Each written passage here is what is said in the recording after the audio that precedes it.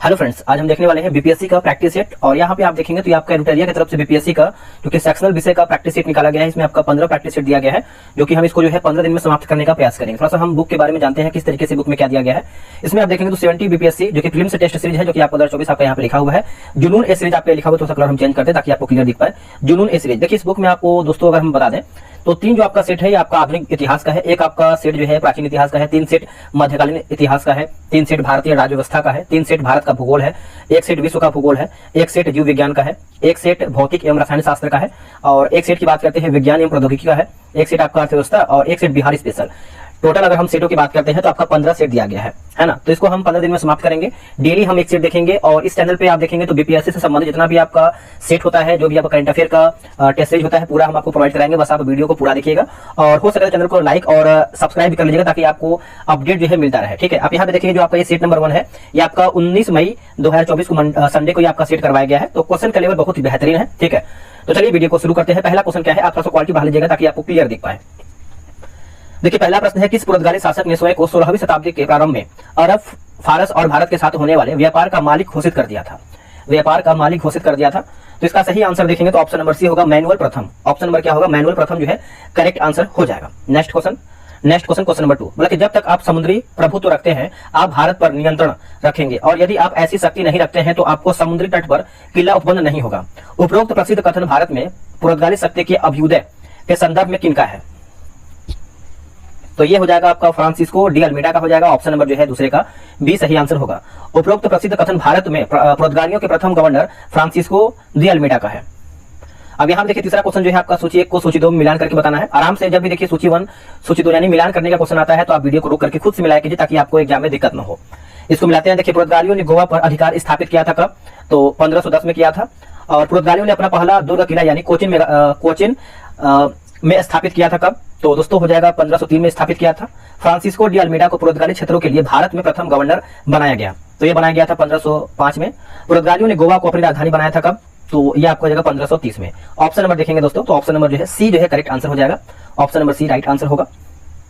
Next question है, निम्नलिखित कथनों पर विचार कीजिए, सही कथन कौन सा है उसी को बताना है। देखिए, पुर्तगालियों ने 1530 ईस्वी में भारत में अपना मुख्यालय कोचिन से गोवा स्थानांतरित कर दिया था, सही है। और तीसरा आप देखेंगे तो अल्फांसो डी अल्बुकर्क को भारत में पुर्तगाली शक्ति का वास्तविक संस्थापक माना जाता है। तो 1 और 3 आपका जो है करेक्ट आंसर हो जाएगा। अब यहाँ पे जो दिया गया है कि 1530 ईस्वी में अल्फांसो डी अल्बुकर्क भारत में पुर्तगालियों का वायसराय था, जो कि गलत हो जाएगा। देखिए, 1530 ईस्वी में नूनो दा कुन्हा भारत में पुर्तगालियों को वायसराय था, जिसके समय पुर्तगालियों का भारत में मुख्यालय कोचिन से गोवा जो है स्थानांतरित किया गया था। और देखिए चौथा आप देखेंगे तो अल्फांसो डी अल्बुकर्क ने ब्लू वाटर पॉलिसी की नीति अपनाया था, जो कि गलत हो जाएगा। अब इसको समझिएगा। देखिए, ब्लू वाटर पॉलिसी जो है अर्थात कार्टेज व्यवस्था फ्रांसिस्को डी अल्मीडा के द्वारा जो है अपनाया गया था, तो ये आपका अल्बुकर्क जो है गलत हो जाएगा। नेक्स्ट क्वेश्चन है क्वेश्चन नंबर 5, डचों की व्यापारिक संस्था क्या कहलाती थी? व्यापारिक संस्था, तो ये हो जाएगा आपका वोक। ऑप्शन नंबर जो है ए सही आंसर होगा, वोक राइट होगा। निम्नलिखित घटनाओं को कालक्रमानुसार सही क्रम में बताइए, सही क्या है? देखिए, ऑप्शन नंबर देखेंगे तो डी होगा, यानी तीसरा आंग्ल डच युद्ध की बात करते हैं तो ये आपका 1672 से लेकर के 74 के बीच में हुआ है। और उसके बाद बात करेंगे अंग्रेजों को मुगल व्यापारिक फरमान है ना, यानी मैग्ना कार्टा, तो दोस्तों ये आपका क्या हो जाएगा? 1717 हो जाएगा, 1717 हो जाएगा। उसके बाद बेदरा का युद्ध की बात करते हैं तो ये आपका 1759 में हुआ था, 1759 में। तो ऑप्शन नंबर देखेंगे डी 1, 3, 2 आपका जो है सही उत्तर होगा। 7 नंबर है, बोला कथन ए और कारण आर पर विचार कीजिए तथा उपयुक्त विकल्पों के आधार पर सही उत्तर का चयन कीजिए। कथन ए बोला कि सर थॉमस ब्रिटिश सम्राट का दूत बनकर जहांगीर के दरबार में 1615 ईस्वी में उपस्थित था। कारण आर बोला है कि वह मुगल सम्राट जहांगीर के साथ वाणिज्यिक संधि करने में सफल रहा। तो इसका सही आंसर हो जाएगा आपका ऑप्शन नंबर 7 का देखेंगे तो सी हो जाएगा। ए सही है, आर दोस्तों आपका गलत आंसर होगा, है ना। तो अच्छे से याद रखिएगा। किस मुगल सम्राट ने 1717 ईस्वी में अंग्रेजी ईस्ट इंडिया कंपनी को शाही फरमान जारी करके विभिन्न व्यापारिक विशेषाधिकार प्रदान किए थे? आंसर हो जाएगा ऑप्शन नंबर बी होगा, फर्रुखसिहर जो है करेक्ट आंसर होगा। देखिए 1707 है ना, 1707 ईस्वी में मुगल सम्राट औरंगजेब की मृत्यु के पश्चात मुगल साम्राज्य कमजोर होता चला गया। इस स्थिति का लाभ उठाने के उद्देश्य से सन 1717 में जॉन सरमेन की अध्यक्षता में एक अंग्रेजी व्यापारिक शिष्टमंडल मुगल साम्राज्य फर्रुखसिहर से एक फरमान प्राप्त करने में सफल रहा था। फ्रांसीसी ईस्ट इंडिया कंपनी की स्थापना कब की गई थी? तो ये किया गया था 1664 में किया गया था। ऑप्शन नंबर जो है डी सही होगा, 1664 में। नोट कीजिएगा, भूलिएगा नहीं। क्वेश्चन नंबर 10 कथन ए और कारक यानी मिलान देखना है कौन हमारा सही है गलत है। देखिए कथन ए बोला है कि सन 1760 ईस्वी का वांडीवास की लड़ाई भारतीय इतिहास के निर्णायक लड़ाइयों में से एक है। कारण आपका बोला है कि वांडीवास की लड़ाई ने भारत में फ्रांसीसी कंपनी के भविष्य का अंत कर दिया। तो क्या इसमें सही है? देखिए ऑप्शन नंबर ए होगा, ए और आर दोनों सही है तथा ए तथा आर जो है ए का सही स्पष्टीकरण है, तो ए जो है राइट आंसर होगा। डेनिश ईस्ट इंडिया कंपनी की भारत में मुख्य व्यापारिक केंद्र किस स्थान पर रही थी? कौन से स्थान पर रही थी? तो ये आपको जगह सेमरावपुर होगा, क्या होगा? सेरामपुर, है ना, सेरामपुर, ये आपको बंगाल में देखने को मिलता है, तो ऑप्शन नंबर बी जो है करेक्ट आंसर होगा। देखिए डेनिश ईस्ट इंडिया कंपनी की जो स्थापना है 1616 में हुआ है ना, 1616 ईस्वी में हुआ है। डेनिश ईस्ट इंडिया कंपनी अपनी व्यापारिक गतिविधियों से अपनी मिशनरी गतिविधियों के लिए अधिक जाने जाते हैं। फ्रांसीसी ईस्ट इंडिया कंपनी ने अपनी पहली व्यापारिक कोठी भारत में कहां स्थापित किया है? तो इसका आंसर हो जाएगा सूरत, ऑप्शन नंबर देखेंगे तो सही होगा ए। अब बात करेंगे फ्रांसीसी ईस्ट इंडिया कंपनी की स्थापना कब हुआ है, तो दोस्तों ये आपका हुआ है 1664 में हुआ है। कब हुआ है? 1664 में, ये भी पॉइंट आप याद रखिएगा। निम्नलिखित घटनाओं को कालक्रमानुसार सही रूप में व्यवस्थित करके बताइए, सही रूप में व्यवस्थित करके बताइए। तो इसका आंसर हो जाएगा ऑप्शन नंबर सी 1 2 3 5 4। यानी देखिए इसको समझिएगा सन के अनुसार, यानी वास्को डी गामा की दूसरी बार भारत यात्रा की बात करते हैं तो ये आपका 1502 हो जाएगा, 1502 होगा। उसके बाद अंग्रेज व्यापारी, है ना, अंग्रेज व्यापारी मिल्डेन हॉल की भारत यात्रा की बात करते हैं तो ये आपका दोस्तों हो जाएगा 1599 हो जाएगा, 1599। अंग्रेजी ईस्ट इंडिया कंपनी की स्थापना की बात करते हैं तो अंग्रेजी ईस्ट इंडिया कंपनी की स्थापना जो है आपका 1600 ईस्वी में हुआ है। उसके बाद पांचवा जो है आपका डेनिश ईस्ट इंडिया कंपनी की स्थापना, डेनिश, तो दोस्तों ये आपका 1616 में हुआ है। फ्रांसीसी ईस्ट इंडिया कंपनी की स्थापना आप देखेंगे तो ये आपका 1664 में हुआ है, 1664 में हुआ है। तो आप जब मिलाएंगे तो आपका ऑप्शन नंबर सी जो है सही आंसर होगा। अगला क्वेश्चन है क्वेश्चन नंबर 14। सन 1498 ईस्वी वास्को डी गामा को भारत की तट पर पहुंचने में भारतीय मूल के एक व्यक्ति का मार्गदर्शन प्राप्त हुआ था। उस मार्गदर्शक का नाम क्या था? उस मार्गदर्शक का नाम देखेंगे तो ये आपको हो जाएगा अब्दुल मजीद होगा, ऑप्शन नंबर देखेंगे तो 14 का ए सही आंसर होगा, अब्दुल मजीद। देखिए अब्दुल मजीद अपने 3, है ना, 1498 में अपने 3 जहाजी बेड़ों के साथ वास्को डी गामा कालीकट यानी केरल के तट पर उतरा। इन जहाजी बेड़े को गुजरात के नाविक यानी अब्दुल मजीद द्वारा जो है मार्गदर्शित किया गया था।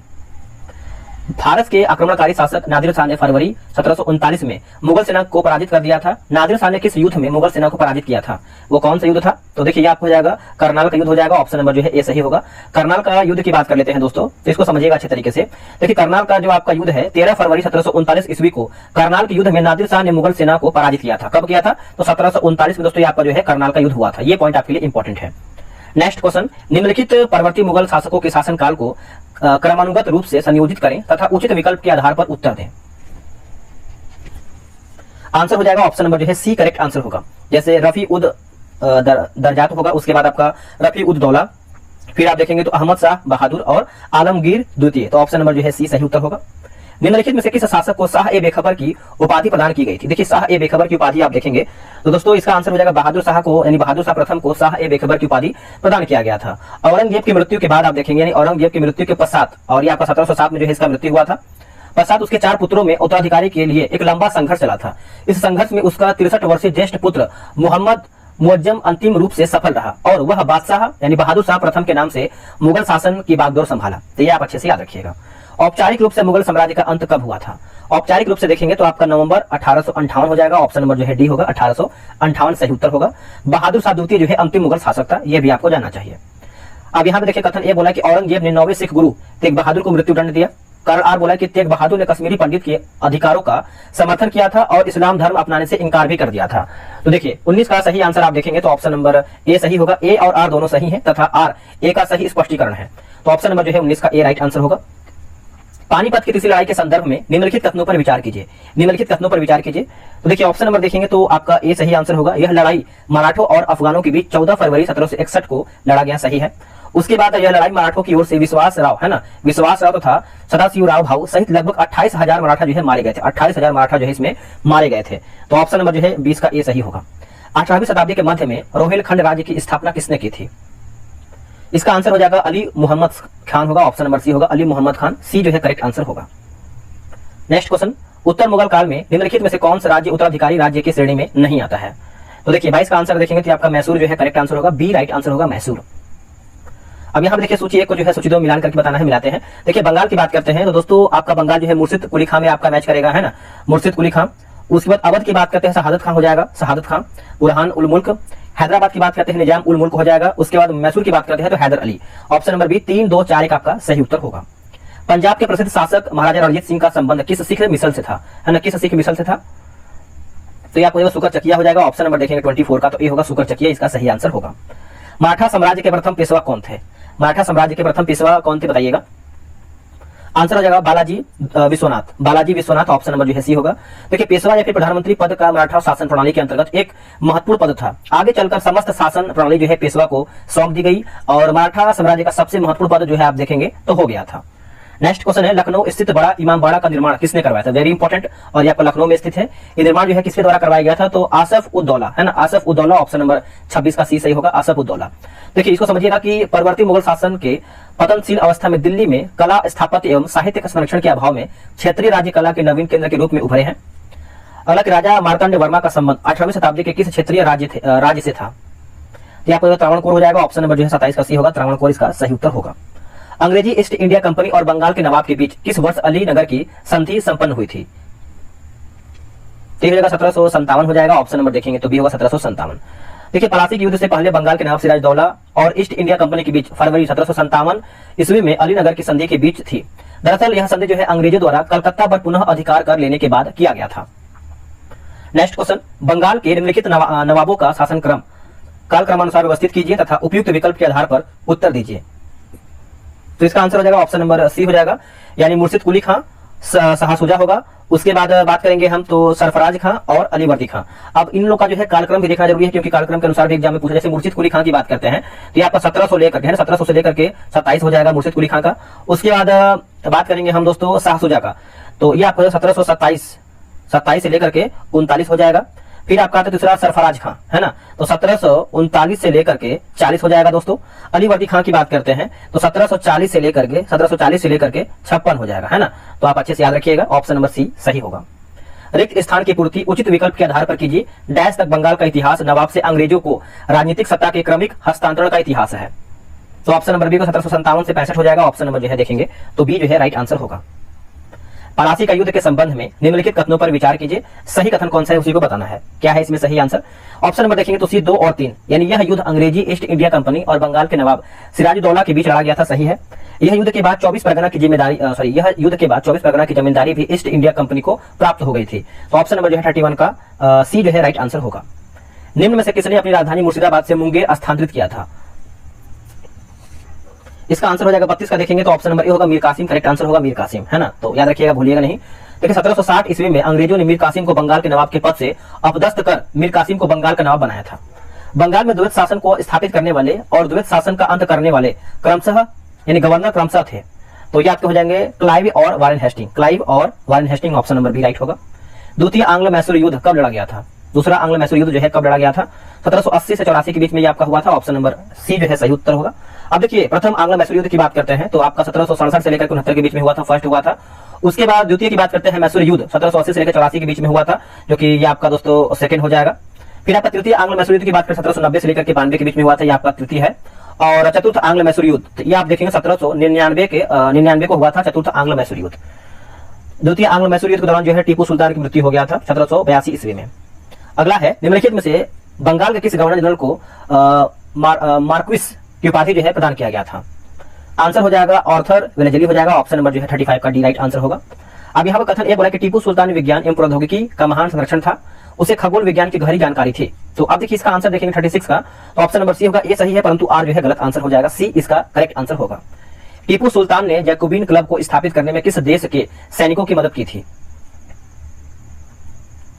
इसका आंसर हो जाएगा फ्रांस, ऑप्शन नंबर जो है बी सही उत्तर होगा, फ्रांस इसका सही होगा। देखिए जैकोबिन क्लब मूलतः फ्रांसीसी क्रांति देखेंगे तो ये आपका कब जुड़ा था? 1789 ईस्वी में जो जुड़ा था। एक क्लब था जिसे स्वतंत्रता, समानता, बंधुता एवं लोकतंत्र में गहरी आस्था थी। टीपू सुल्तान की भी लोकतंत्र में अत्यंत निष्ठा थी और वह एक महान राजनीतिक भी था। नेक्स्ट क्वेश्चन है, मिलान करके बताना है, सूची 1 को सूची 2 में मिलाते हैं। देखिए बात करेंगे दोस्तों 38 नंबर, तो होलकर जो है आपको हो जाएगा इंदौर, गायकवाड़ की बात करते हैं तो बड़ौदा, उसके बाद भोंसले जो है नागपुर और सिंधिया जो है ग्वालियर। ऑप्शन नंबर जो है ए करेक्ट आंसर होगा, यहाँ पर आप देख सकते हैं ए राइट होगा।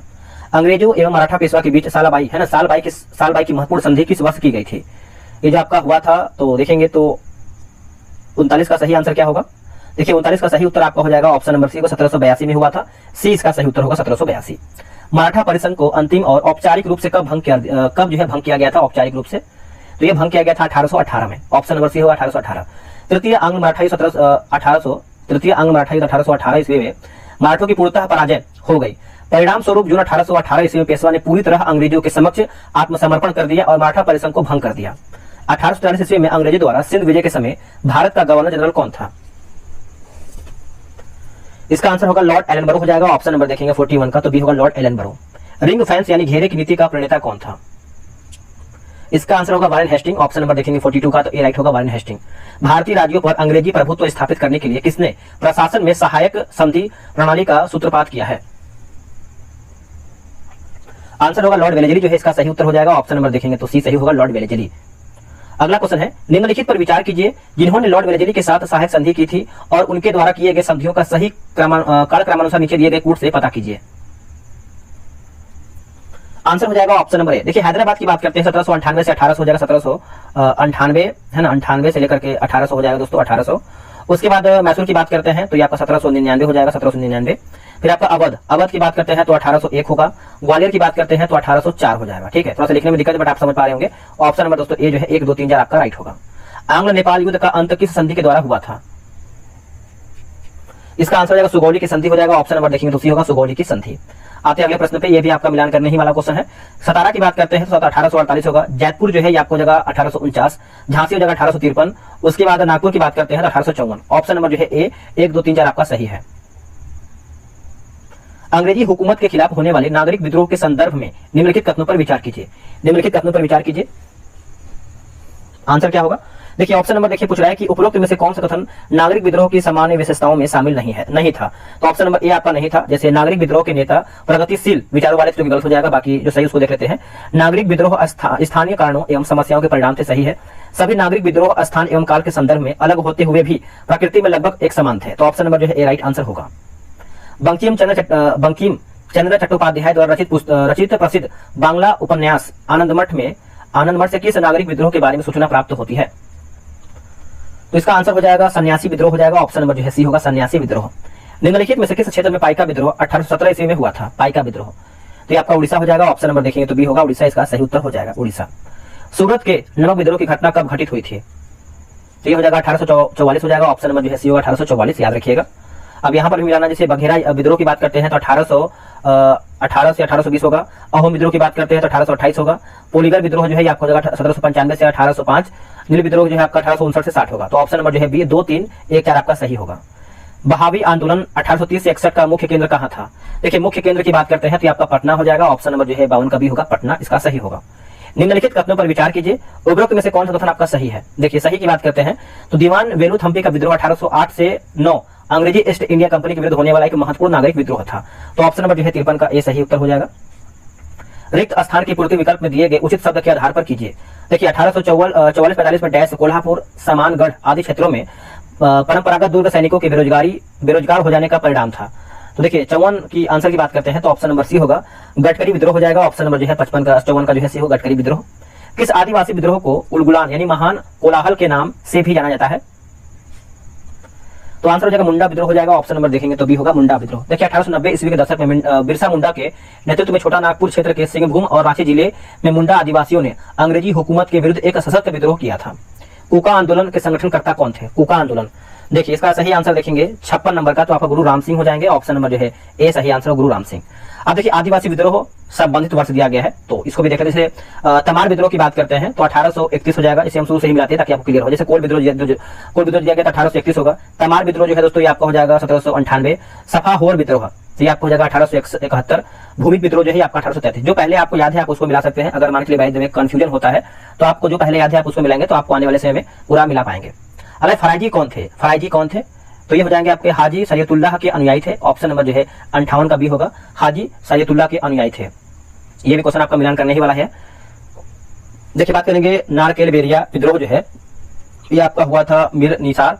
नायक विद्रोह की बात करते हैं तो आपका हो जाएगा अचल सिंह। पागलपंथी विद्रोह की बात करते हैं तो करम शाह नेतृत्व करता है। और अहम विद्रोह की बात करते हैं तो गोमधर कोनवार होगा, है ना। तो आप इसको अच्छे से याद रखिएगा, भूलिएगा नहीं। नेक्स्ट क्वेश्चन है, निम्नलिखित विद्रोहों और उनके नायकों से संबंधित युग्मों पर विचार करें। युग्मों पर विचार करें। देखिए 60 का आंसर हो जाएगा ऑप्शन नंबर सी होगा। जैसे बोला कि रामोसी विद्रोह जो है चित्तूर सिंह सही है। उसके बाद खासी विद्रोह की बात करते हैं तो आपका तीरथ सिंह या फिर तिरोहित सिंह। अब यहाँ पर देखेंगे दोस्तों तो एक जगह दिया गया है आपका सफाहोर विद्रोह जो है दशरथ मांझी, गलत हो जाएगा। सफाहोर विद्रोह जो है 1871 है ना। 1871 का नायक भागीरथी मांझी थे। कौन थे? भागीरथी मांझी, दशरथ मांझी नहीं, भागीरथी मांझी थे, भागीरथी मांझी। अगला हमारा है कथन ए आपका बोला है कि 1857 ब्रिटिश ईस्ट इंडिया कंपनी के विरुद्ध एक सशक्त विद्रोह खड़ा किया गया था। कारण आर बोला कि ब्रिटिश विस्तारवादी नीतियां, आर्थिक शोषण और विभिन्न वर्षों में प्रशासनिक नवोन्मेषों ने विभिन्न भारतीय समुदायों को प्रतिकूल रूप से प्रभावित किया था। इसका आंसर होगा ऑप्शन नंबर ए और आर दोनों सही है तथा आर ए का सही स्पष्टीकरण है। अच्छे से याद रखिएगा। 1857 के विद्रोह का प्रतीक क्या था? देखिए विद्रोह का प्रतीक पूछ रहा है तो ऑप्शन नंबर सी कमल और रोटी होगा। क्या होगा? कमल और रोटी। ऑप्शन नंबर सी होगा। 1857 के विद्रोह का प्रतीक कमल और रोटी यानी चपाती माना जाता है। दरअसल 1857 में यह अफवाह फैला था कि कंपनी का शासन जो 1757 की प्लासी की लड़ाई से प्रारंभ हुआ था 100 वर्षों में अर्थात 1857 में समाप्त हो जाएगी। इसी मान्यता को व्यापक आधार देने के लिए चपाती यानी रोटी और कमल के फूल भारत के अनेक भागों में वितरित किए गए। 1857 के विद्रोह के प्रतीक माना जाता है यही आपका। 1857 के विद्रोह के किस नायक को विद्रोह का प्रकाश स्तंभ और डंका शाह के नाम से भी जाना जाता है? उत्तर होगा मौलवी अहमदुल्ला शाह। ऑप्शन नंबर जो है 63 का भी सही उत्तर हो जाएगा। अगला है कि नीलांबर और पीतांबर 1857 ईस्वी के विद्रोह के प्रमुख नायक थे। वे निम्नलिखित में से किस क्षेत्र से संबंधित थे? तो इसका सही उत्तर आप देखेंगे 64 नंबर का, तो ऑप्शन नंबर डी होगा झारखंड। इसका सही उत्तर हो जाएगा झारखंड, है ना। तो याद रखिएगा दोस्तों, बात करें नीलांबर और पीतांबर जो है दोनों भाई थे, सगे भाई थे। अब यहाँ पे देखिए मिलान करके बताना है। चलिए इसको हम 65 नंबर जो है मिलाते हैं। गोरखपुर की बात करते हैं तो गोरखपुर से दोस्तों कौन थे? तो आपका हो जाएगा गजाधर सिंह। मथुरा की बात करते हैं तो देवी सिंह। मेरठ की बात करते हैं तो कदम सिंह और ग्वालियर जो है तात्या तोपे। तो ऑप्शन नंबर जो है आपका बी होगा। 3 4 2 1 आपका सही उत्तर होगा। नेक्स्ट क्वेश्चन के 1857 का विद्रोह सचेत संयोग से उपजा एक राष्ट्रीय विद्रोह था। उपरोक्त कथन जो है किसका था? तो ये कथन किसका था बताइएगा। इसका सही आंसर हो जाएगा बेंजामिन डिज़रायली का है। ऑप्शन नंबर जो है ए सही आंसर होगा, बेंजामिन डिज़रायली। वह विद्रोहियों के बीच एकमात्र पुरुषत्व यानी पौरुष वाली महिला थी। झांसी की रानी वीरता के संदर्भ में उपरोक्त कथन किनका है? ये कथन देखेंगे तो सर ह्यूरोज का है। ऑप्शन नंबर देखेंगे तो ए सही आंसर होगा, सर ह्यूरोज का है। 1857 की क्रांति की शुरुआत कहां से हुई थी? कहां से हुआ था? तो दोस्तों ये आपका हुआ था मेरठ से। ऑप्शन नंबर जो है बी होगा, मेरठ इसका सही आंसर हो जाएगा। 1857 की क्रांति की शुरुआत दिल्ली में 58 किलोमीटर दूर मेरठ यानी वर्तमान उत्तर प्रदेश में है 10 मई 1857 को हुआ था। 1857 की क्रांति के नायक मंगल पांडे को कब फांसी की सजा दी गई थी? देखिए मंगल पांडे की बात करते हैं, इनको जो फांसी की सजा कब दिया गया था बताइएगा। तो 8 अप्रैल 1857 को दिया गया था। 8 अप्रैल 1857, है ना। तो ये जो है चर्बी वाला जो कारतूस आप बोलेंगे, है ना, तो मना कर दिया था। ये जो है चर्बी वाला कारतूस से संबंधित था ये आपका। आगे देखेंगे हम क्वेश्चन नंबर 70। बनारस क्षेत्र में 1857 ईस्वी क्रांति का दमन करने वाले अंग्रेज सैन्य कमांडर कौन थे? तो हो जाएंगे कर्नल जेम्स नील। कर्नल जेम्स नील। ऑप्शन नंबर जो है 70 का सी सही उत्तर हो जाएगा। 1857 की क्रांति की देशव्यापी शुरुआत के लिए कौन सी तिथि को निर्धारित किया गया था? कौन सी तिथि को निर्धारित किया गया था? तो इसका आंसर क्या होगा? 31 मई 1857 होगा। 31 मई 1857। ऑप्शन नंबर जो है डी सही होगा। श्वेत विद्रोह यानी व्हाइट म्यूटिनी का क्या तात्पर्य है? व्हाइट म्यूटिनी का क्या तात्पर्य है? तो देखिए ईस्ट इंडिया कंपनी के ब्रिटिश सैनिकों का विद्रोह हो जाएगा। ऑप्शन नंबर देखेंगे 72 का, तो ये सही आंसर होगा। 1857 के विद्रोह का एक प्रमुख तत्व हिंदू मुस्लिम एकता भी माना जाता है। निम्नलिखित में से कौन सा घोषणा पत्र इसकी पुष्टि करता है? तो आजमगढ़ घोषणा पत्र हो जाएगा। ऑप्शन नंबर देखेंगे 73 का, तो बी होगा आजमगढ़ घोषणा पत्र, बी राइट आंसर होगा। अगला हमारा है कि 19वीं शताब्दी के सामाजिक आर्थिक सुधार आंदोलनों के कारण भारत का आधुनिकीकरण हुआ था। कारण आर की बात करते हैं तो सामाजिक धार्मिक आंदोलनों के जड़ में बुद्धिवाद, मानवतावाद तथा वैज्ञानिक दृष्टिकोण जैसे विचार थे जो आधुनिक के आधार पर माने जाते हैं, है ना। तो देखिए 74 की बात करते हैं। ऑप्शन नंबर ए होगा। ए और आर दोनों सही है तथा आर ए की सही व्याख्या करता है, ये करेक्ट आंसर होगा। रिक्त स्थान की पूर्ति विकल्प में दिए गए उचित शब्द के आधार पर कीजिए। भारत में 19वीं शताब्दी के सुधार आंदोलन की 2 धाराएं थी, पहली सुधारवादी आंदोलन और दूसरा क्या था? दूसरा की बात करते हैं तो बताइए, तो पुनर्जागरणवादी आंदोलन हो जाएगा। ऑप्शन नंबर देखेंगे 75 का, तो सी जो है सही उत्तर हो जाएगा। हिंदू विधवा पुनर्विवाह अधिनियम कब पारित किया गया था? ये पारित कब किया गया था? तो 1856 में पारित हुआ था। ऑप्शन नंबर देखेंगे तो डी हुआ 1856। वर्ष 1909 में भारतीय महिला विश्वविद्यालय की स्थापना कहाँ की गई थी? तो ये आपका बंबई में किया गया था। ऑप्शन नंबर बी होगा, बंबई इसका सही उत्तर हो जाएगा। ये आप अच्छे से याद रखिएगा, भूलिएगा नहीं। 1930 ईस्वी में पारित शारदा एक्ट के द्वारा लड़कों एवं लड़कियों के लिए विवाह की न्यूनतम आयु क्रमशः कितनी निर्धारित किया गया था? शारदा एक्ट 1930 में पारित किया गया था। ये बहुत ही ज्यादा इंपॉर्टेंटली आपके लिए क्वेश्चन है दोस्तों, आप इसको अच्छे से याद रखिएगा, भूलिएगा नहीं। तो देखिए इसका सही आंसर आपका क्या होगा बताइएगा। तो देखिए यहाँ पर पहले आपका लिखा गया है लड़कों एवं लड़कियों के लिए, तो ऑप्शन नंबर जो है आपका 78 का देखेंगे तो ऑप्शन नंबर क्या होगा बताइएगा। 18 वर्ष लड़कों के लिए और 14 वर्ष जो है लड़कियों के लिए। ऑप्शन नंबर सी सही उत्तर हो जाएगा। निम्नलिखित कथनों पर विचार कीजिए, असत्य कथन कौन सा है उसी को बताना है। देखिए इसमें ऑप्शन नंबर डी होगा, ना तो एक गलत है ना ही 2 गलत है। देखिए बंगाल सती रेगुलेशन 1829 सबसे पहले केवल बंगाल प्रेसिडेंसी में लागू किया गया था, सही है। 1930 में इस मद्रास एवं बॉम्बे प्रेसिडेंसी में लागू किया गया था, ये भी आपका सही है। अगला है कि मूक नायक नामक पाक्षिक समाचार पत्र का प्रारंभ किनके द्वारा किया गया था? Doctor B R Ambedkar. Doctor B R Ambedkar, option number देखेंगे 80 का, तो ये जो है करेक्ट आंसर होगा, डॉक्टर बी आर अम्बेडकर। अब यहाँ पे देखिए पत्र और पत्रिकाएं, जैसे बहिष्कृत भारत की बात करते हैं तो ये आपको 1927 होगा, और बहिष्कृत भारत जो है डॉक्टर बी आर अम्बेडकर से संबंधित है। बहिष्कृत हितकारिणी सभा की बात करते हैं तो 1924 होगा, और ये आपका है बी आर अम्बेडकर से संबंधित है। अखिल भारतीय अनुसूचित जाति महासंघ की बात करते हैं तो ये आपको हो जाएगा 1942, ये भी आपका बी आर अम्बेडकर से संबंधित है। अखिल भारतीय हरिजन संघ, ये आपको हो जाएगा 1932, ये आपका महात्मा गांधी से संबंधित है। अच्छे से याद रखिएगा, भूलिएगा नहीं। नेक्स्ट क्वेश्चन है क्वेश्चन नंबर 82। ब्राह्मणों के खिलाफ आत्मसम्मान आंदोलन किनके द्वारा और कहां प्रारंभ किया गया था? कहां प्रारंभ किया गया था? तो ये किया गया था ये भी रामास्वामी नायंकर और दक्षिण भारत, है ना, दक्षिण भारत हो जाएगा, ऑप्शन नंबर 82 का ये सही उत्तर होगा। समस्त मानव जाति के लिए एक ईश्वर, एक जाति, एक धर्म का नारा जो है किन्होंने दिया था? तो इसका आंसर हो जाएगा श्री नारायण गुरु। श्री नारायण गुरु, ऑप्शन नंबर जो है आपका डी सही उत्तर होगा। बात करेंगे हम कि श्री नारायण गुरु केरल क्षेत्र के एक प्रख्यात समाज सुधारक थे। अब यहाँ पर कथन ये बोल रहा है कि 1828 ईस्वी में राजा राम मोहन राय ने ब्रह्म समाज की स्थापना किया। कारण आर बोला है कि राजा राम मोहन राय हिंदू धर्म की बुराइयों से तंग आकर नए धर्म की स्थापना करना चाहते थे। तो ऑप्शन नंबर देखेंगे क्वेश्चन नंबर 84 का, बताइए क्या होगा? देखिए 84 का ऑप्शन नंबर जो है आपका सी होगा, ए सही है परंतु आर गलत है ना, तो सी इसका सही उत्तर होगा। यंग बंगाल आंदोलन के प्रणेता कौन थे? यंग बंगाल आंदोलन के प्रणेता कौन थे?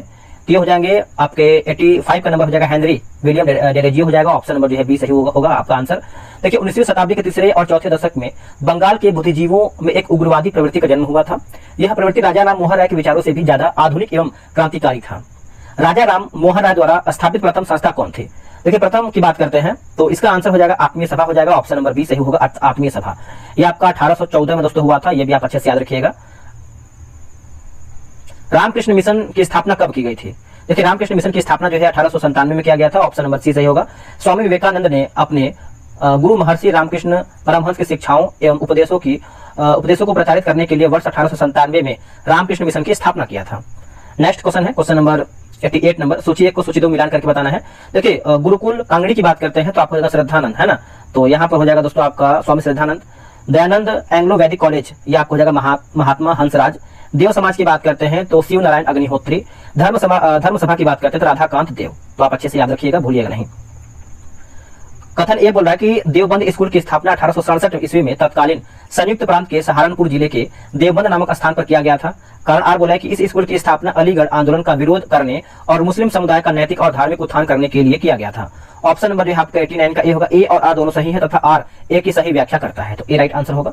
पारसी धर्म सुधार आंदोलन की एक प्रमुख संस्था जो कि रहनुमाई है ना, रहनुमाई मज दया स्नान सभा की स्थापना कब की गई थी?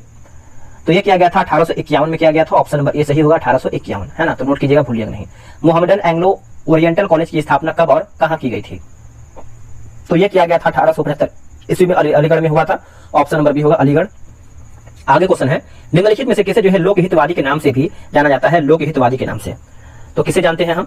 तो ये हम जानते हैं गोपाल हरि देशमुख को जानते हैं, ऑप्शन नंबर देखेंगे तो बी होगा।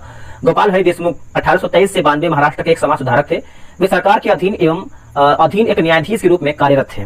1875 में अमेरिका में स्थापित थियोसॉफिकल सोसाइटी का मुख्यालय कब और कहां भारत में स्थानांतरित किया गया था? तो ये किया गया था 1882 मद्रास में, ऑप्शन नंबर देखेंगे तो डी राइट आंसर होगा। हम दोनों हिंदू और मुसलमान भारत की हवा में पलते हैं। हम गंगा और यमुना की पवित्र जल पीते हैं। हम दोनों इसी भूमि की पैदावार खाकर पलते हैं। डैश हम दोनों एक ही देश के हैं और एक ही राष्ट्र के हैं। देश की प्रगति और भलाई हमारी एकता और प्रेम पर निर्भर करती है। यह वक्तव्य किसका है? यह वक्तव्य की बात करते हैं तो सर सैयद अहमद का है, ऑप्शन नंबर देखेंगे तो बी राइट आंसर हो जाएगा, नोट कीजिएगा। अगला कि सिंह सभा आंदोलन का प्रारंभ कहां से हुआ था? ये जो आपका आंदोलन का आरंभ की बात करते हैं तो ये आपका अमृतसर से हुआ था, ऑप्शन नंबर सी होगा अमृतसर। निम्नलिखित में से किस आंदोलन के नेता स्वयं को हजरत मोहम्मद की तरह का एक अवतार मानते थे? आंसर हो जाएगा ऑप्शन नंबर सी होगा अहमदिया आंदोलन, ऑप्शन नंबर देखेंगे तो बी होगा। अहमदिया आंदोलन की जो है आपका 19वीं शताब्दी का एक मुस्लिम धर्म सुधार आंदोलन था। इसकी स्थापना जो है 1889 में, है ना, 1889 ईस्वी में मिर्जा गुलाम अहमद ने किया था। भारत में आधुनिक राष्ट्रवाद के उत्थान के लिए उत्तरदायी कारकों में निम्न में से क्या सम्मिलित है? तो ऑप्शन नंबर डी सही होगा। जैसे आप देखेंगे तो भारत के अतीत का पुनर्अध्ययन, देश का राजनीतिक, प्रशासनिक तथा धार्मिक एकीकरण, सामाजिक एवं धार्मिक सुधार आंदोलन का प्रभाव, विदेशी शासकों का नस्लीय अहंकार। तो ऑप्शन नंबर डी 1, 2, 3, 4 आपका सही है। 19वीं सदी के पूर्वार्ध में स्थापित राजनीतिक संस्थाओं के संबंध में निम्नलिखित कथनों पर विचार करें। इसका आंसर होगा ऑप्शन नंबर बी 2 और 3 हो जाएगा। जैसे इन संस्थाओं का स्वरूप स्थानीय या क्षेत्रीय था, इन्होंने प्रशासन में भारतीयों की भागीदारी की मांग रखी थी। तो ऑप्शन नंबर जो है बी होगा, 2 और 3 राइट होगा। भारत में गठित होने वाली पहली राजनीतिक संस्था कौन सी थी जिसने संगठित राजनीतिक प्रयासों का शुभारंभ किया है? आंसर हो जाएगा ऑप्शन नंबर बी होगा, जमींदारी एसोसिएशन, है ना, जमींदारी एसोसिएशन। ऑप्शन नंबर देखेंगे तो 99 का बी होगा, जमींदारी एसोसिएशन करेक्ट आंसर होगा। मिलान करना है राजनीतिक संस्थाएं और स्थापना का वर्ष दिया गया है, मिलाते हैं इसको अच्छे तरीके से। बंगाल ब्रिटिश इंडिया सोसाइटी की बात करते हैं तो ये आपको हो जाएगा 1843 होगा। ब्रिटिश इंडियन एसोसिएशन की बात करते हैं तो 1851 हो जाएगा। बंग भाषा प्रकाशित भाषा की बात करते हैं तो 1836 होगा। बॉम्बे एसोसिएशन जो है 1852, तो आप इसको अच्छे से याद रखिएगा, भूलिएगा नहीं। निम्न में से कौन बॉम्बे प्रेसिडेंसी एसोसिएशन के संस्थापक सदस्य नहीं थे? तो महादेव गोविंद रानडे दोस्तों ये नहीं थे, आप अच्छे से याद रखिएगा। देखिए बॉम्बे प्रेसिडेंसी एसोसिएशन की स्थापना जो है 1885 में सैयद बदरुद्दीन तैयब जी, फिरोज शाह मेहता एवं के.टी. तेलंग ने किया था। महादेव गोविंद रानडे पुणे सार्वजनिक सभा की स्थापना 1870 में किया था। अगला है निम्न संस्थाओं को स्थापना वर्ष के कालक्रम के आधार पर व्यवस्थित करें। इसका आंसर हो जाएगा ऑप्शन नंबर देख लेते हैं। पहले हम देखेंगे मद्रास महाजन सभा। मद्रास महाजन सभा जो है 1884 हो जाएगा दोस्तों। बॉम्बे प्रेसिडेंसी है ना, प्रेसिडेंसी एसोसिएशन की बात करते हैं तो ये आपका 1885 हो जाएगा, 1885। पुणे सार्वजनिक सभा की बात करते हैं तो 1870 हो जाएगा, 1870 हो जाएगा। फिर आपका ईस्ट इंडिया एसोसिएशन की बात करते हैं, ईस्ट इंडिया एसोसिएशन तो आपका 1866। तो ऑप्शन नंबर देखेंगे तो डी होगा, 4 3 2। पहले आपका 4 होगा, फिर 3 होगा, फिर आपका 1 होगा, फिर 2 होगा, है ना। तो आप अच्छे से याद रखिएगा। नेक्स्ट क्वेश्चन, निम्नलिखित कथनों पर विचार करें, असत्य कथन कौन सा है, यानी हमारा गलत क्या है? हमारा डी होगा, इसमें से कोई गलत नहीं है। देखिए 1875 में शिशिर कुमार घोष ने इंडिया लीग की स्थापना किया था। इंडियन एसोसिएशन की स्थापना 1876 ईस्वी में किया गया था, तो नोट कीजिएगा। उदारवादी चरण के नेताओं के संबंध में निम्नलिखित कथनों पर विचार करें, असत्य कथन कौन सा है, असत्य यानी गलत कौन सा है? तो ये भी आपका डी होगा, ना तो एक गलत है ना ही 2। देखिए उन्होंने प्रार्थना एवं याचिका की प्रति को अपनाया। वे उपनिवेशी शासन को भारतीय शासन में परिवर्तित करने के प्रयास में विश्वास रखते थे। Option number D. Indian association के प्रमुख कार्यों में क्या सम्मिलित नहीं था? क्या सम्मिलित नहीं था? ऑप्शन नंबर डी होगा, स्वशासन के मुद्दों का उठाना या आपका सम्मिलित नहीं था। बाकी भारतीय सिविल सेवा परीक्षा के अभ्यर्थियों की आयु सीमा घटाने का विरोध, ये आपका सही होगा। उसके बाद उच्च प्रशासनिक पदों का भारतीयकरण करने की मांग, आर्म्स है ना, आर्म्स एक्ट और वर्नाक्युलर प्रेस एक्ट के विरुद्ध प्रचार अभियान चलाना। निम्नलिखित कथनों पर विचार करें, सत्य कथन कौन सा यानी सही हमारा क्या है? देखिए 1883 में अखिल भारतीय कॉन्फ्रेंस का आयोजन किया गया, सही है। ए.ओ. ह्यूम के द्वारा 1884 में इंडियन नेशनल यूनियन की स्थापना किया गया था, तो ये भी आप अच्छे से याद रखिएगा, भूलिएगा नहीं। 1884 में इंडियन नेशनल यूनियन। अब ये 1884 है क्या, आप ये कमेंट करके बताइएगा और कमेंट करके जरूर ही बताइएगा। कांग्रेस की स्थापना के समय निम्नलिखित में असत्य कथन का चयन करें, यानी हमारा गलत क्या है? देखिए कांग्रेस के प्रथम अधिवेशन में 82 प्रतिनिधियों ने भाग लिया था, जो गलत हो जाएगा। 72 प्रतिनिधियों ने भाग लिया था। बाकी ए.ओ. ह्यूम के अतिरिक्त सुरेंद्रनाथ बनर्जी तथा आनंद मोहन बोस कांग्रेस के प्रमुख निर्माता माने जाते हैं, सही है। प्रथम अधिवेशन की अध्यक्षता जो है व्योमेश चंद्र बनर्जी ने किया था। अखिल भारतीय कांग्रेस का गठन बॉम्बे में किया गया था। प्रारंभिक चरण में भारतीय राष्ट्रीय कांग्रेस के उद्देश्य में क्या सम्मिलित नहीं था? क्या सम्मिलित नहीं था? तो ऑप्शन नंबर देखेंगे तो बी सही आंसर होगा। जैसे लोकतांत्रिक राष्ट्रवादी आंदोलन चलाना, उसके बाद आंदोलन के लिए मुख्यालय की स्थापना कराना, फिर औपनिवेशवादी विरोधी विचारधारा को प्रोत्साहन एवं समर्थन देना, तो ये सब नहीं था। बाकी आप देखेंगे तो जो आम जनता को राष्ट्रीय आंदोलन से जोड़ना, ये आपका सही हो जाएगा। निम्न में से किस संस्था को भारतीय राष्ट्रीय कांग्रेस का अग्रदूत माना जाता है या फिर अग्रदूत कहते हैं? आंसर आपका हो जाएगा ऑप्शन नंबर क्या होगा, सी होगा, इंडियन एसोसिएशन होगा। क्या होगा आंसर? Indian association, option number C सही होगा। लंदन में भारतीय राष्ट्रीय कांग्रेस की ब्रिटिश कमेटी इंडिया की स्थापना किस वर्ष की गई थी? इसकी जो स्थापना है 1889 में किया गया था, ऑप्शन नंबर बी सही होगा, 1889 इसका सही उत्तर हो जाएगा। 1889 में लंदन में भारतीय राष्ट्रीय कांग्रेस की ब्रिटिश कमेटी इंडिया की स्थापना की गई थी। उदारवादियों ने भारतीयों की आर्थिक स्थिति ठीक करने के लिए क्या मांग की थी? क्या मांग किया था? तो देखिए भू राजस्व में कमी करना, नमक कर का उन्मूलन करना, उसके बाद सैन्य खर्च में कटौती, स्वदेशी वस्तुओं का प्रयोग। तो ऑप्शन नंबर डी 1 2 3 4 आपका जो है सही उत्तर हो जाएगा। भारतीय परिषद अधिनियम 1892 के प्रावधानों में क्या सम्मिलित नहीं था? क्या सम्मिलित नहीं था? तो गैर सरकारी सदस्यों को बजट पर संशोधन प्रस्ताव करने का अधिकार दिया गया, गलत है। बाकी इस अधिनियम द्वारा केंद्रीय तथा प्रांतीय विधान परिषदों को विस्तार किया गया। इस अधिनियम द्वारा ब्रिटिश सरकार ने भारत में पहली बार प्रतिनिधित्व के सिद्धांत को स्वीकार किया। विधानमंडल के सदस्यों को सार्वजनिक हित के मामलों पर प्रश्न पूछने का अधिकार मिल गया। अगला है कि सेफ्टी वाल्व का सिद्धांत किसने प्रतिपादित किया है? सेफ्टी वाल्व का सिद्धांत, तो देखिए इसका आंसर देखेंगे तो आपका लाजपत राय हो जाएंगे, ऑप्शन नंबर जो है ए सही आंसर हो जाएगा। कांग्रेस को राष्ट्रद्रोहियों की संस्था कहकर किसने पुकारा है कांग्रेस को? तो ये आपको डफरिन होगा, lord Dufferin, option number C सही होगा। कांग्रेसी विरोधी संगठन संयुक्त भारत राष्ट्रवादी संगठन यानी यूनाइटेड इंडियन पैट्रियोटिक एसोसिएशन के संस्थापक सदस्यों में से कौन सम्मिलित नहीं था? तो ऑप्शन नंबर देखेंगे क्वेश्चन नंबर 15 का, तो ऑप्शन नंबर सी होगा, मतलब सर सैयद अहमद खां और बनारस के राजा शिव प्रसाद सिंह ये लोग नहीं थे। बाकी लॉर्ड डफरिन, लाला लाजपत राय ये लोग जो है इसमें सम्मिलित थे। निम्न में से कौन उदारवादी चरण के नेता थे? तो ये आपके हो जाएंगे रोमेश चंद्र दत्त। रोमेश चंद्र दत्त ऑप्शन नंबर जो है 16 का ए सही उत्तर होगा। कथन ए बोला कि भारतीय राष्ट्रीय आंदोलन के उदारवादी चरण में कांग्रेस का जनाधार सीमित था। कारण आर बोला कि प्रारंभिक राष्ट्रवादी जन साधारण के प्रति विश्वस्त नहीं थे। तो देखिए इसका आंसर देखेंगे तो ए होगा। ए कथन ए तथा कथन कारण आर दोनों सही है तथा कारण आर कथन ए की सही व्याख्या करता है। भारतीय राष्ट्रीय स्वतंत्रता संग्राम में धर्मपंथी राष्ट्रवादियों के योगदान में निम्न में से क्या सम्मिलित नहीं था? क्या सम्मिलित नहीं था? तो ब्रिटिश सरकार के विरुद्ध आक्रामक राजनीतिक रुख अख्तियार करने गलत हो जाएगा। बाकी उपनिवेशी शासन की आर्थिक शोषण की निंदा करना, व्यवस्थापिका संबंधित संवैधानिक सुधार करना, भारतीयों के नागरिक अधिकार की रक्षा का प्रयास करना। याद रखिएगा। भारतीय राष्ट्रीय कांग्रेस की स्थापना के संबंध में प्रकाश संवाहक सिद्धांत किसने दिया है? इसका आंसर हो जाएगा 19 का देखेंगे तो गोपाल कृष्ण गोखले। ऑप्शन नंबर जो है 19 का भी होगा, गोपाल कृष्ण गोखले सही होगा। यह एक सफल अवसरवादी आंदोलन था। इसने कपटी एवं पाखंडियों के लिए अवसरों के द्वार खोले। इसने कुछ लोगों को राष्ट्रीयता के नाम को भुलाने का अवसर दिया। उपरोक्त कथन किसने कहा है? ये जो कथन है लाला लाजपत राय का है। ऑप्शन नंबर देखेंगे तो बी हो जाएगा, Lala Lajpat Rai B right answer होगा। निम्नलिखित राष्ट्रीय उद्यानों पर जो है विचार करें। उपयुक्त में से किसने हिम तेंदुआ के प्रमुख आवास स्थल है? तो ऑप्शन नंबर बी होगा। जैसे कंचनजंगा राष्ट्रीय उद्यान सिक्किम, गंगोत्री राष्ट्रीय उद्यान उत्तराखंड, हेमिस राष्ट्रीय उद्यान लद्दाख, ये आपका सही दिया गया है। भारतीय मालदीव संबंधों है ना, भारत मालदीव संबंधों के संदर्भ में निम्नलिखित कथनों पर विचार करें। उपयुक्त में से कितने आपके सही दिया गया है? मतलब सही क्या क्या है? तो देखिए 22 का आंसर अगर हम देखें तो ऑप्शन नंबर देखिए, जैसे एक्वेरिन दोस्ती एकता तथा ऑपरेशन शील्ड दोनों देशों के बीच कुछ संयुक्त अभ्यास है। भारत मालदीव के राष्ट्रीय रक्षा बल के लिए सबसे बड़े संस्था में प्रशिक्षण के अवसर प्रदान करना है, जो उनकी रक्षा प्रशिक्षण आवश्यकताओं का लगभग 70% पूरा करना है। 8 डिग्री चैनल भारतीय मिनिकॉय यानी लक्षद्वीप समूह का हिस्सा को मालदीव से अलग करता है। अच्छे से याद रखिएगा, भूलिएगा नहीं। निम्नलिखित युगों पर विचार करें। उपयुक्त युगों में से कौन आपका सही सुमेलित यानी हमारा सही क्या है? देखिए 23 का बात करते हैं। जैसे यहाँ पर देखेंगे 2 और 3, जैसे कच्ची खरीक जो है गुजरात सही है, और जैसे जीआई टैग और राज्य दिया गया है, और तांगेल साड़ी जो है आपका पश्चिम बंगाल सही दिया गया है। ठीक है, जैसे हम देखिए आदि केकिर दिया गया है, तो ये आपका असम नहीं होगा, ये आपका अरुणाचल प्रदेश हो जाएगा, जो कि अदरक की किस्म है एक।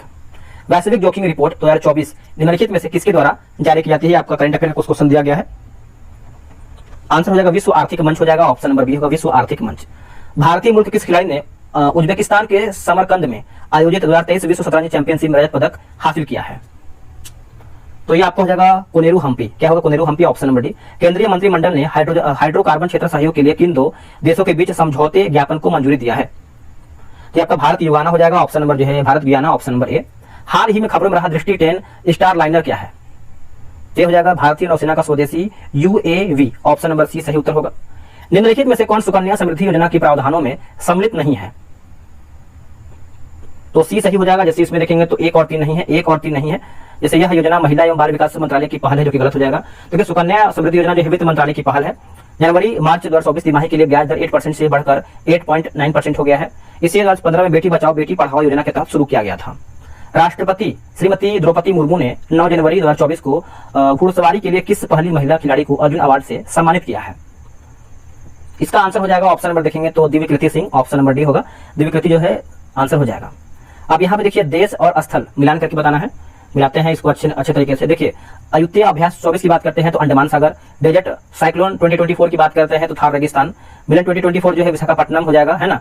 और 11वां खंजर अभ्यास 2024 जो है आपको हो जाएगा बकलोह हिमाचल प्रदेश होगा। हाल ही में जारी किए गए CREA रिपोर्ट 2023 के अनुसार भारत का दूसरा सबसे प्रदूषित शहर कौन सा रहा है? तो ये रहा है आपका बेगूसराय, बिहार का हो जाएगा। ऑप्शन नंबर देखेंगे तो बी जो है सही आंसर होगा, बेगूसराय बिहार का। फ्रांस के राष्ट्रपति इमैनुअल मैक्रोन द्वारा जो है किसे फ्रांस का सबसे युवा और पहला समलैंगिक प्रधानमंत्री जो है नियुक्त किया गया है? तो गैब्रियल अटल। ऑप्शन नंबर जो है सी होगा। अगला है ऐप और जारीकर्ता दिया गया है। देखिए बात करेंगे हम, इसमें कुछ कि सही कूट हमारा क्या है, तो इसमें ऑप्शन नंबर ए होगा। जैसे इनकोर ऐप जो है ये आपका हो जाएगा निर्वाचन आयोग। उसके बाद संभव ऐप जो है दोस्तों ये आपका हो जाएगा इंडियन आर्मी। अब देखिए उल्लास ऐप दिया गया है तो शिक्षा मंत्रालय हो जाएगा, शिक्षा मंत्रालय। और पाठ मित्रों ऐप जो है दोस्तों ये आपको हो जाएगा वस्त्र मंत्रालय होगा, तो इसको भी आप अच्छे से याद कर लीजिएगा। 5 जनवरी 2024 को WTO में भारत का नया राजदूत किसे नियुक्त किया गया है, फिर किसे बनाया गया है? तो ये बनाया गया है आप देखेंगे तो सेंथिल पांडियन सी को बनाया गया। ऑप्शन नंबर बी सही होगा। 16वें वित्त आयोग के संबंध में निम्नलिखित कथनों पर विचार करें, सत्य कूट का चयन करके बताइए, इसमें सही क्या है? ऑप्शन नंबर बी होगा 1 और 2। जैसे डॉक्टर अरविंद पनगड़िया इसके अध्यक्ष होंगे, श्री ऋतिक रंजनम पांडे आयोग के सचिव बने हैं, तो ये भी आप नोट कीजिएगा। हाल ही में बिहार के किस खिलाड़ी को राष्ट्रपति द्रौपदी मुर्मू द्वारा अर्जुन पुरस्कार से जो है सम्मानित किया गया है? तो इसका आंसर हो जाएगा नसरीन शेख। क्या होगा आंसर? Nasreen Sheikh. Option number B सही उत्तर होगा। 15 जनवरी 2024 को नीति आयोग द्वारा जारी एक रिपोर्ट के अनुसार गरीबी रेखा से बाहर आने में संख्या के आधार पर बिहार का कौन सा स्थान है? तो बिहार का जो है दूसरा स्थान है, और पहला जो है आपका उत्तर प्रदेश का है, तीसरा आपका एमपी का है। निम्नलिखित में से किस जिले में बिहार का पहला घड़ियाल व कछुआ के लिए प्रजनन केंद्र बनाने की घोषणा की गई है? आंसर हो जाएगा ऑप्शन नंबर 38 का डी होगा, पश्चिम चंपारण, यानी पश्चिमी चंपारण। हाल में स्वच्छता सर्वेक्षण रैंकिंग 2023 जारी किया गया है। इसमें 1 लाख से अधिक आबादी वाले शहरों में पटना की ऑल इंडिया रैंकिंग क्या है? पटना की ऑल इंडिया रैंकिंग क्या है? तो ये हो जाएगा 77वां हो जाएगा, ऑप्शन नंबर बी होगा। राज्य के किस जिले में गौतम बुद्ध के महान शिष्य भिक्षु धम्मछाया की प्रतिमा का अनावरण कहाँ किया जाएगा? तो ये किया जाएगा आरा, यानी भोजपुर में। ऑप्शन नंबर सी होगा आरा। हाल ही में जारी किए गए बिहार जाति सर्वेक्षण 2023 के आंकड़ों के अनुसार अन्य पिछड़ा वर्ग और अत्यंत पिछड़ा वर्ग मिलकर राज्य की कुल आबादी का कितना प्रतिशत है? तो ये आपको हो जाएगा 63%। Option number B 63%। दुनिया की सबसे ऊंची प्रतिमा statue of wisdom JP Ganga Path के किनारे स्थापित किया जाएगा। यह निम्न में से किसकी प्रतिमा होगी? ये किसकी प्रतिमा होगी? तो राजेंद्र प्रसाद का हो जाएगा। ऑप्शन नंबर जो है सी सही होगा। बिहार इलेक्ट्रिक वाहन कॉन्क्लेव और एक्सपो का आयोजन कहाँ किया गया है? तो ये किया गया है, आप देखेंगे तो इनमें से कोई भी नहीं है ना दोस्तों, ये आपका पटना में किया गया है। कहां पर? पटना में। हाल ही में किस देश ने ब्रिक्स से अलग होने का निर्माण किया है? आंसर हो जाएगा अर्जेंटीना। क्या होगा? अर्जेंटीना। ऑप्शन नंबर बी होगा। डायरेक्ट टू मोबाइल तकनीक हाल ही में समाचारों में देखी गई थी। इस संबंध में निम्नलिखित में से कौन सा कथन सही है? सही कौन सा है? देखिए, यह मल्टीमीडिया सामग्री के बिना इंटरनेट कनेक्शन के सीधे मोबाइल उपयोगों है ना उपकरणों पर जो है स्ट्रीम करता है। तो ऑप्शन नंबर 45 का देखेंगे तो ए जो है सही होगा। निम्नलिखित में से कौन सा खगोलीय पिंड आमतौर पर L1 लैंग्रेज बिंदु से जुड़ा हुआ है? आंसर हो जाएगा सूर्य और पृथ्वी होगा। सूर्य और पृथ्वी, ऑप्शन नंबर ए सही होगा। एक्सरे पोलरीमीटर सैटेलाइट मिशन के संबंध में निम्नलिखित कथनों पर विचार करें। तो ये आपको हो जाएगा ऑप्शन नंबर ए, यानी 1 फरवरी 2024 को इसरो ने अपने पहले एक्सरे पोलरीमीटर सैटेलाइट मिशन का सफल प्रशिक्षण किया है। ए इसका सही होगा। यूनेस्को को विश्व धरोहर समिति के 46वें सत्र के संबंध में असत्य कथन का चयन करें। गलत हमारा क्या है? देखिए, भारत दूसरी बार यूनेस्को की विश्व धरोहर समिति की अध्यक्षता जो है करेगा। यही आपका दोस्तों सही, यानी असत्य हमारे यानी गलत हो जाएगा। अब इसको समझते हैं दोस्तों। जैसे इसकी अध्यक्षता जो है भारत की नई दिल्ली में किया जाएगा। यूनेस्को की विश्व धरोहर समिति का सत्र हर वर्ष आयोजित किया जाता है। किसी देश के स्थल या संपत्ति को विश्व धरोहर सूची में शामिल करने का फैसला यह समिति करती है। भारतीय न्याय संहिता यानी BNS 2023 के संदर्भ में निम्नलिखित कथनों पर विचार करें। तो ऑप्शन नंबर ए, देखिए, BNS की धारा 106 के क्लाउज 2 हिट एंड रन मामलों में अधिकतम 10 साल की सजा और जुर्माने का प्रावधान किया गया है। आखिरी प्रश्न है, जनवरी 2024 में खबरों में रहे उष्णकटिबंधीय चक्रवात अल्वारो किस क्षेत्र से जो है संबंधित है? तो ये आपका संबंध रखता है मेडागास्कर से। ऑप्शन नंबर देखेंगे तो बी सही आंसर होगा। दोस्तों, हमारा वीडियो जो है यहीं पर समाप्त होता है, और इसमें आप देखेंगे तो मैंने जो है आपका 50 क्वेश्चन समाप्त कर दिया है, 150 क्वेश्चन। अब आपको कमेंट करके बताना है कि आपने पूरा वीडियो देखा ही होगा, कितना आप लोगों ने प्रश्न सही किया है। और इसमें देखिए डिस्कशन में प्रॉपर तरीके से दिया गया है। अगर आप लोगों ने 150 में से 100+ क्वेश्चन सही किया है तो कमेंट कीजिएगा, और डेली बेसिस पे आपको प्रैक्टिस सेट प्रोवाइड किया जाएगा। करंट अफेयर भी आपको दिया जाएगा ताकि आप 70 BPSC पे जो है बेहतर स्कोर कर पाए। तो चलिए वीडियो को यहीं पर हम समाप्त करते हैं। मिलते हैं अगले वीडियो में, तब तक के लिए जय हिंद।